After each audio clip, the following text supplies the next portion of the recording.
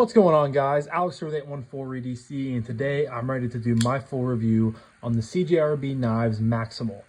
Now, the Maximal is in via the Lefty passaround group, and it is part of a CJRB package. So if you guys caught yesterday's video, you would have seen I did my full review on the CJRB Fugly. And then tomorrow's review is going to be on the CJRB Cane. These are all in from the same package, and they're all knives that I had seen floating around on the interwebs, on YouTube, on Instagram, excuse me, and I was, really interested in checking them out. If you guys, like I said, caught yesterday's video, the Fugly was probably my least favorite of the three. But when it comes to the Maximal and the Cane, they were both really, really good. I was very impressed with both of them. It's going to be hard to kind of put, one before the other. So I'm going to call it kind of a tie. But yeah, without further ado, we're going to jump right into the review. Of course, the Maximal is a David C. Anderson design. So David C. Anderson, I'm sure anybody that's watching this video knows who David C. Anderson is. He is the social media YouTube guy for Knife Center. Very, very famous guy. He's basically Knife Center's equivalent of like what Ben over at now NAS was with like Blade HQ.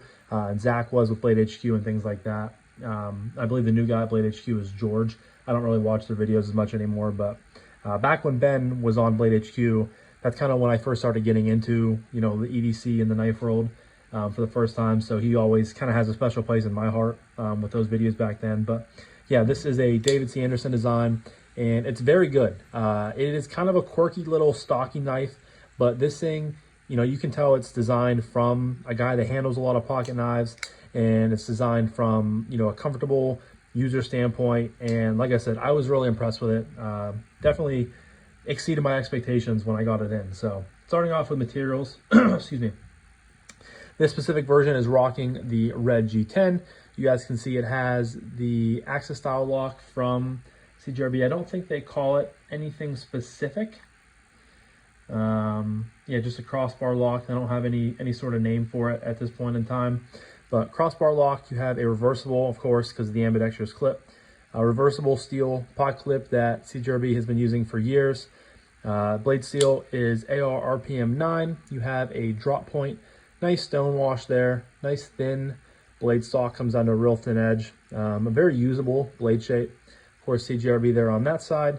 Then you have David's little maker mark and AR RPM 9. You got nested liners with a little bit of milling on both sides, but this is a very lightweight knife to begin with.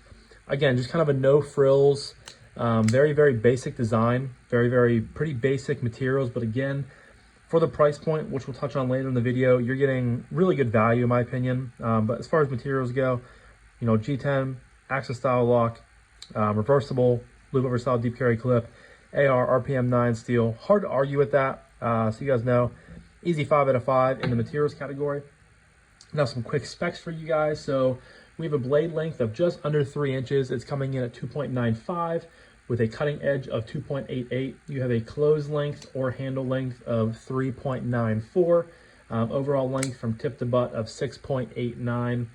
And it comes in weighing 3 ounces exactly, which is very, very nice. Pretty much, 3-inch blade, 3 ounces on the weight. I love when, ratios either line up exactly like that almost, or you have a little bit less of a weight to blade ratio. But very, very lightweight, very small, very, very pocketable. Really just a great EDC knife all around. Now, like I said, as you guys can see for the last couple minutes, this is the red G10 version. So there's 3 different tiers of this knife, right? So you have kind of the basic, models that came out when it launched, which I will leave a link to Knife Center down below. I felt like, I had to leave it to Knife Center because, of course, that's where David works, and, you kind of get the connection there. But we have this red G10 version. We have a green micarta version, and then we also have a black G10 version. So those are all kind of the base level ones, right? Then we step up to the Knife Center exclusive, which is carbon fiber blade with an upgraded AR SF2 blade, which is a sort of step above the AR RPM 9. It's a newer steel from CJRB and Artisan, about a year old. You have a step up to that. It's about $20 more, $30 more. And then as of with the last couple weeks, they came out with a fully premium version, which is full titanium and an S90V blade with, I believe, a milled pocket clip.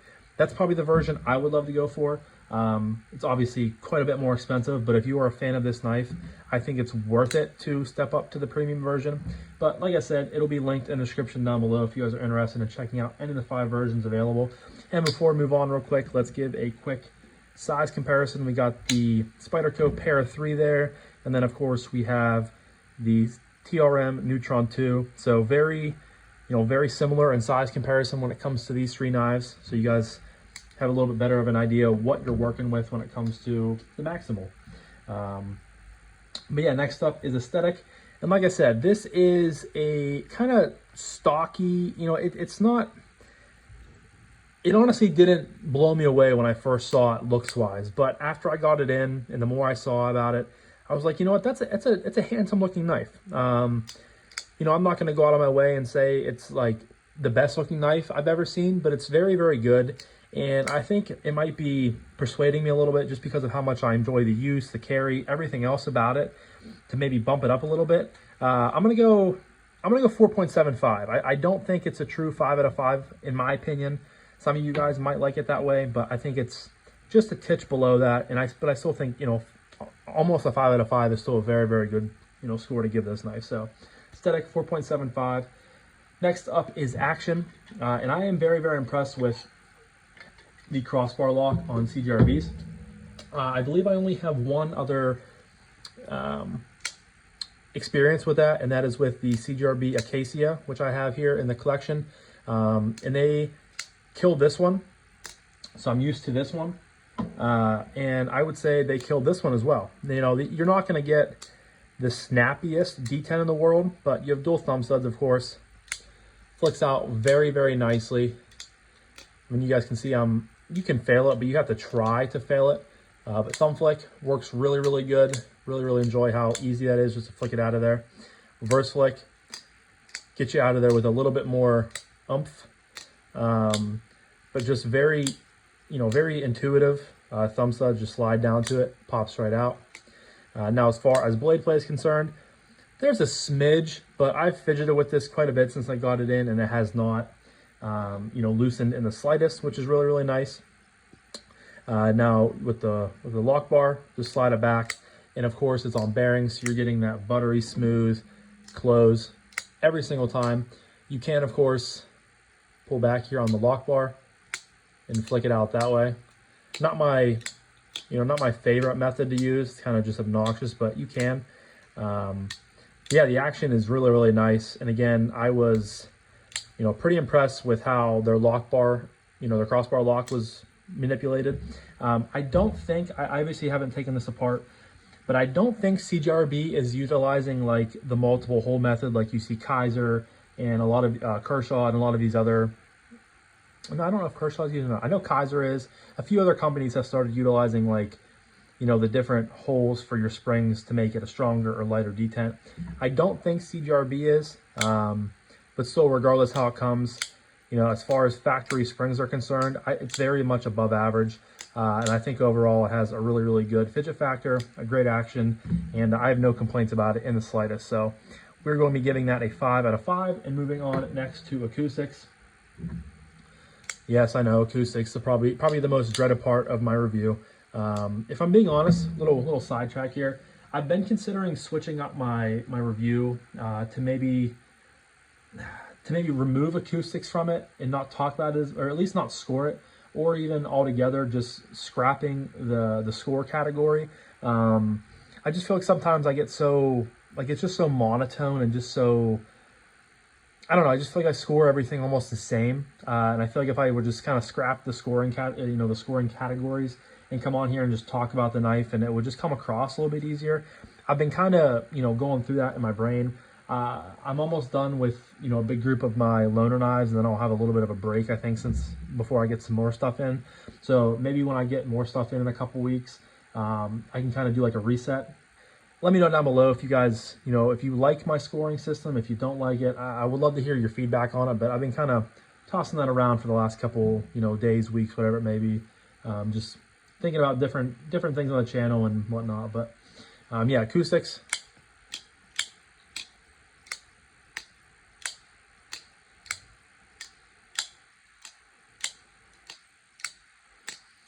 Pretty much what a typical crossbar lock knife sounds like, especially with G10 budget-minded materials. So go 3.5 on that. It's kind of my standard score. And we'll just move on next to ergos. Now the ergos on the Maximal are great. Excuse me. Really comfortable in hand. I can just get all 4 fingers on this knife. Of course, I mean, it is a smaller knife. You're about 3.9 inches closed or handle length, so not a ton of room, but not utilizing the little choke up point you can use. I can still get 4 fingers on here. The G10 has a slight bit of contouring to it. I mean, it's hard to pick up on the camera, but it is slightly contoured and is chamfered in some areas.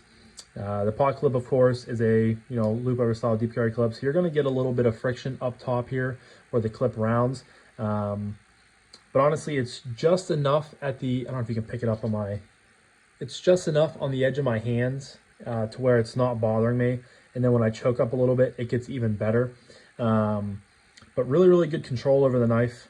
Just sits in there really good, especially if you're doing push cuts. You have really good control up here with your thumb for giving you kind of that extra strength to push through cardboard or whatever you may be cutting.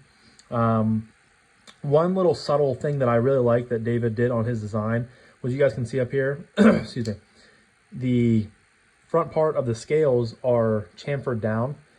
If you guys can pick that up or not.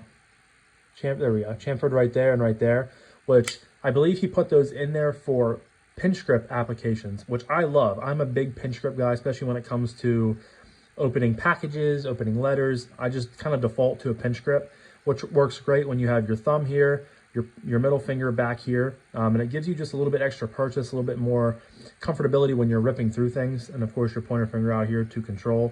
I really like that subtle touch. Like I said, some people might not even realize that's what those are out there for, but I really like that, and it just gives you a little bit extra, more firm purchase when it comes to your ergos with the knife, and I love it. So again, no complaints at all, a lot of praise for it. So we're gonna go 5 out of 5 on the ergos. And I'm already going to jot down 5 out of 5 on the carry because, I mean, the knife weighs 3 ounces. You get a loop over style deep carry clip that, let me get my little hank here, show you guys just how deep in the pocket this thing goes. I mean, you guys can see this thing is just disappearing into your pocket. Like, it's lightweight, sits so far down deep in your pocket. It can almost disappear into my fist, so that just goes to show how small it is.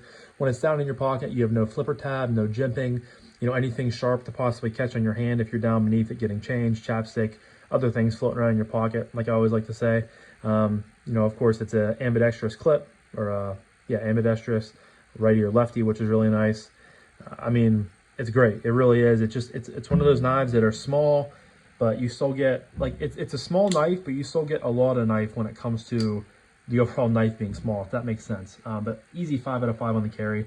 Really comfortable. And I mean, again, I don't know how anybody could really complain at all about when it comes to the carryability of the Maximal.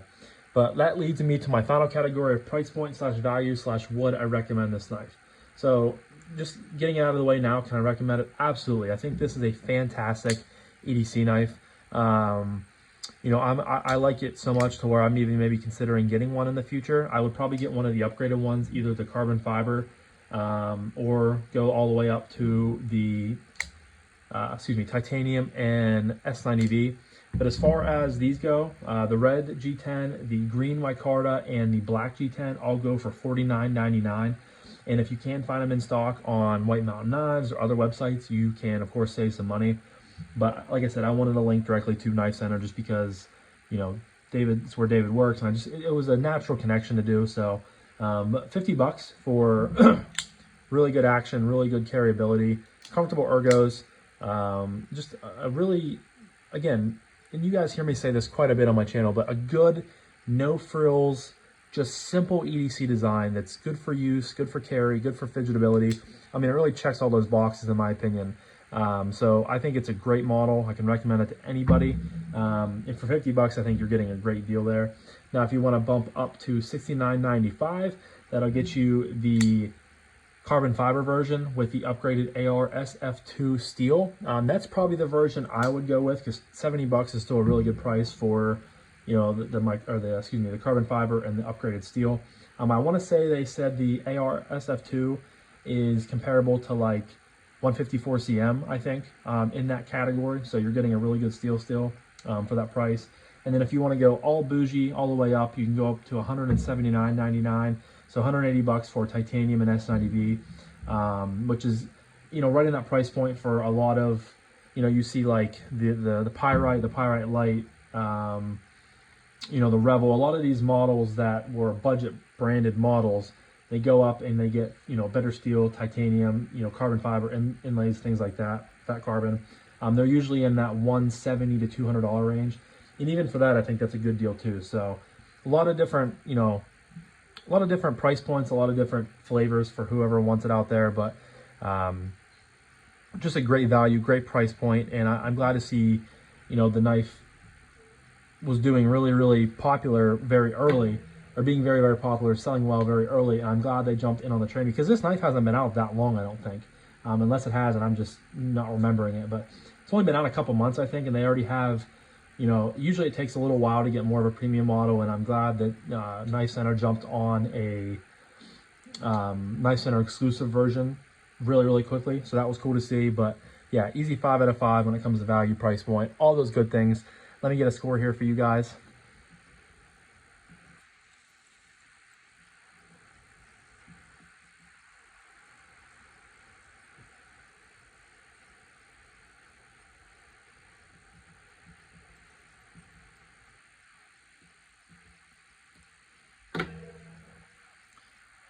Alrighty guys, so I have the CJRB Maximal coming in with a score of 33.25, which puts it firmly in the fantastic category. I think that's well worth it. This was definitely a budget knife that I expected to like, but I didn't expect it to like this much. So very impressed with it. David, if you're, you know, watching this, really good review, or really good review, really good knife. I was very pleased with it, and like I said, I might be looking for one in the future, because I think this is going to be a budget knife that, you know, I send away and I miss because of just how good it is all around. Definitely deserving of the score it got. But yeah, let me know down below, do any of you guys have the Maximal in your collection? If you do, what version do you have? Do you love it? Do you hate it? Tell me all the things, guys. But yeah, so I'm going to wrap this up now, but thank you guys again so much for watching. I greatly appreciate each and every single one of you guys. I hope you have a fantastic rest of your morning, evening, night, day, whenever you're watching this, and I'll talk to you guys in the next one. Peace.